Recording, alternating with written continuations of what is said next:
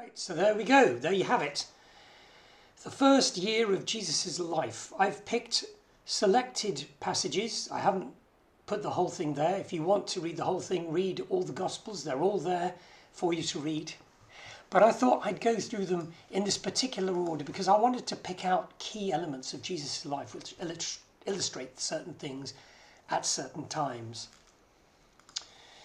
So, the year of preparation is over. A few questions now. What sort of things have stood out most to you? What do you find inspiring?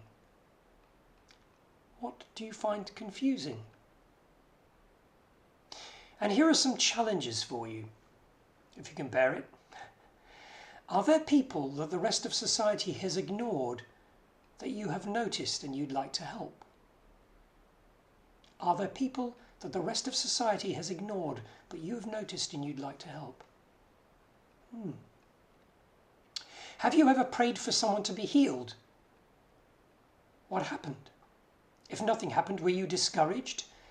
And will that mean you give up, or will you persevere no matter what? If you have never prayed for someone to be healed, what opportunity do you have? Remember, when you pray for someone, they have to want to be healed. They have to want to be prayed for. You can't just go up to anyone and say, I want to pray for you, because that's just not on, really. And they'll be confused and you'll be confused and it won't end well. But if someone is struggling with an illness, do ask if they want prayer and then humbly pray for them. Don't do it with bells and whistles and trumpets and drums. Just do it, make it everyday part of your life. Keep your eyes open and watch them as you pray for them. And finally, how's your personal prayer life?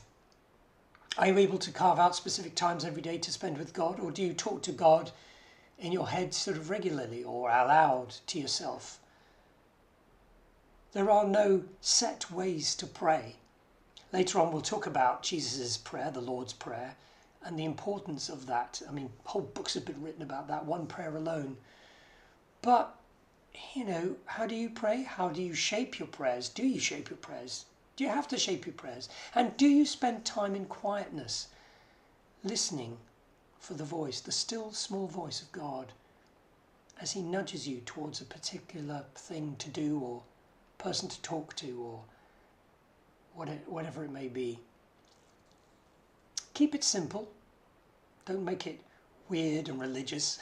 Jesus himself said, don't, announce your prayers with huge, great fanfares. That doesn't serve anybody, certainly not you or God.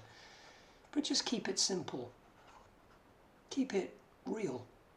Talk to God. Tell him how you feel. If you're feeling lousy, if you're feeling rough, let him know.